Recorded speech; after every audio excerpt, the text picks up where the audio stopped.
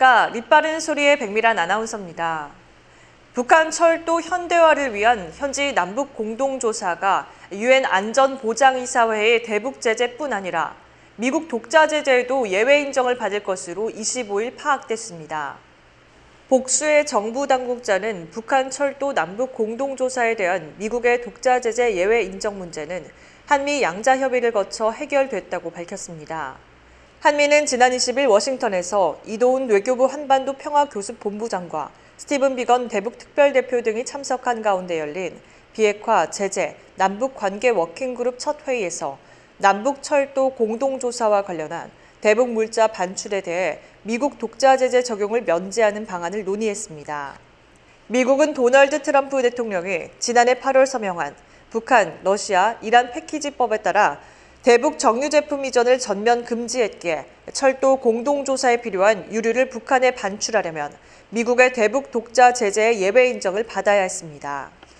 그와 더불어 미국의 수출 관리령에 의거 미국산 부품이나 기술이 10% 이상 포함된 물자의 대북 반출 시 미국 정부 당국의 승인 절차가 필요한데 그와 관련된 절차도 마무리된 것으로 전해졌습니다. 이에 따라 정부는 이르면 주중 북한 내 철도 공동조사를 위한 실무 작업에 착수할 것으로 예상됩니다. 남북 철도 도로 연결 및 현대화는 남북 정상회담 합의인 4.27 판문점 선언에 담긴 사업으로 남북은 당초 6월 철도협력 분과회담에서 7월 24일 경의선부터 현지 공동조사를 진행하기로 했으나 미국이 사실상 제동을 걸면서 일정이 미뤄져 왔습니다. KT 서울 아현지사 화재에 따른 통신 장애가 장기화할 조짐입니다. 통신 핵심 설비인 광케이블과 전화선이 불에 타면서 전면 교체가 불가피해 완전 복구에는 일주일가량 걸릴 것으로 예상됩니다. 최근 15년간 이 정도 규모의 장기 통신 장애에는 없었는데 대규모 통신 장애를 초래한 데는 허술한 방제 설비와 관리가 주요 원인으로 지목됩니다. 무선 전화는 이날 오전 9시 기준 60%가량 복구됐지만 데이터 통신은 여전히 원활치 않은 상황이고 카드 결제를 포함한 일반인 인터넷 회선은 70%, 기업용 인터넷 회선은 50% 복구된 상태라고 KT는 전했습니다. KT는 전날 화재 진압이 완료되자 오후 11시부터 직원들이 방독면 등 안전 장비를 착용하고 통신구 진입을 시도했으나 소방당국에서 안전상 문제로 진입을 불허했다며 신속한 복구를 위해 케이블을 지하 통신구가 아닌 외부에서 건물 내 장비까지 연결하는 작업을 병행하고 있다고 전했습니다. KT 아현지사는 통신 설비가 밀집된 집중국인데도 지하 통신구에는 전화선 16만 8천 회선, 광케이블 220조가 설치돼 있었지만 소화기만 비치돼 있었을 뿐 스프링클러는 설치돼 있지 않았습니다. 현행 소방법은 전력이나 통신사업용 지하구가 500m 이상인 경우에만 스프링클러 등 연소 방지 설비와 자동 화재 탐지 설비를 설치하도록 규정하고 있어 아현지사 지하구는 500m 미만이라 방지 설비 설치 의무가 없었습니다. 이를 두고 통신회선으로 전송하는 서비스와 트래픽 양이 급증한 시대의 변화를 제대로 반영하지 못한다는 지적이 나오고 있습니다. 김종천 청와대 의전비서관이 음주운전으로 적발됨에 따라 청와대의 공직기강 문제가 도마 위에 오르면서 여권에서도 당황한 기색이 역력합니다. 문재인 대통령이 집권 중반기를 앞두고 연일 정책 성과 등을 강조하는 상황에서 자칫 청와대의 공직기강이 해이해져 국정에 부담을 줄 수 있다는 해석이 나오고 있습니다. 문 대통령은 특히 지난달 10일 수석 보좌관 회의에서 음주운전 사고는 실수가 아니라 살인 행위가 되기도 하고 다른 사람의 삶을 완전히 무너뜨리는 행위가 되기도 한다면서 초범일지라도 처벌을 강화하라고 지시한 바 있었습니다. 김 비서관은 임종석 대통령 비서실장에게 이를 보고한 뒤 사직서를 제출했고 보고를 받은 문 대통령은 즉각 사표를 수리하라고 지시했습니다. 더욱이 김 의전 비서관은 임 실장의 최측근 보좌관 출신으로 대통령을 가까운 곳에서 보좌하는 참모라는 점에서 문 대통령과 청와대로서는 더욱 단호한 대응이 필요했다고 판단했음직합니다.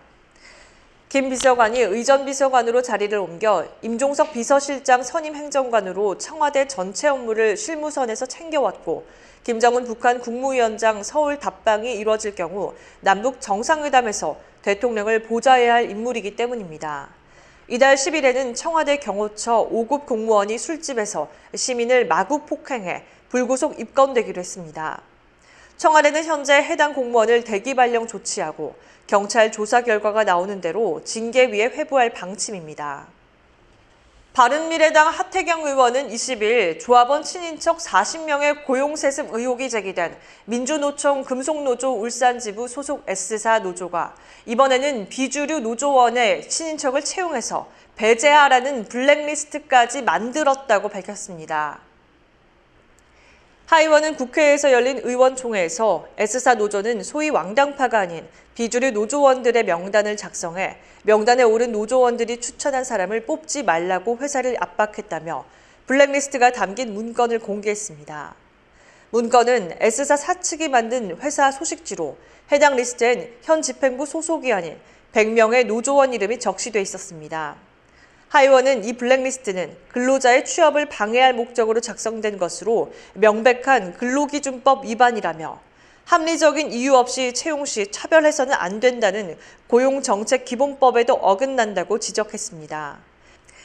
그러면서 이런 상황은 민주노총 내에서 집행부를 차지한 간부급 자녀만이 일자리를 독점할 수 있다는 불이한 상황을 보여준다며 정부는 민주노총의 불법 고용세습 행위를 전수조사하고 국회 차원에서는 이번 고용세습 국정조사에 이 문제도 포함시켜야 한다고 밝혔습니다. 하 의원은 전날 현대자동차의 1차 부품협력사인 S사가 노조의 요구로 2011년에서 2013년과 올해 노조조합원의 자녀와 친인척 등 40명을 채용했다고 주장했습니다. 은퇴 세대가 주로 속한 60세 이상 가구주의 사업소득이 올해 들어 최대 폭으로 감소하고 있습니다. 내수 경기가 좋지 않은 상황에서 베이비 부머까지 가세한 과당 경쟁으로 수익성이 더 악화하고 있다는 분석입니다. 25일 통계청에 따르면 올해 3분기 60세 이상 가구주의 사업소득은 60만 1,000원으로 1년 전 같은 기간보다 10만 8,000원 감소했습니다. 60세 이상 가구주에는 직장에서 정년을 마치고 자영업 등으로 제2의 인생을 시작하는 은퇴 세대가 상당수 포함됐는데 사업소득이 10만 원 넘게 감소한 것은 가계동향 조사가 시작된 2003년 이후 처음으로 감소율 기준으로도 최대 폭입니다. 60세 이상 가구주의 사업소득 부진은 본격적으로 은퇴를 시작한 베이비붐 세대에 창업 열풍이 일부 영향을 미친 것으로 보입니다.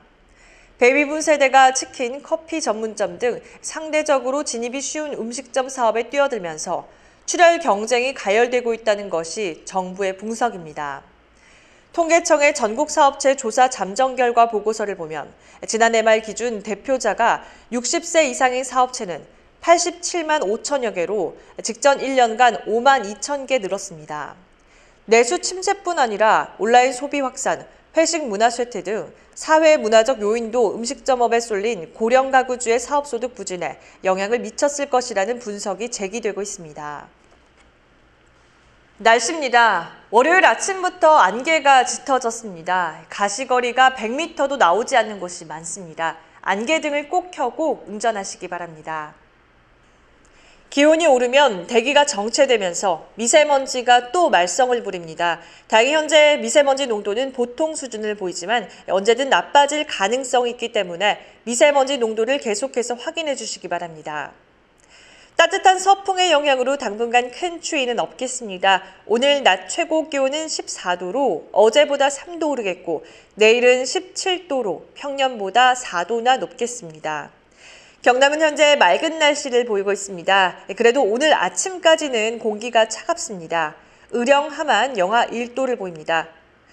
함양 영하 3도, 거창도 영하 3도로 이렇게 아침에는 서늘합니다. 낮부터는 기온이 오르면서 온화하겠습니다.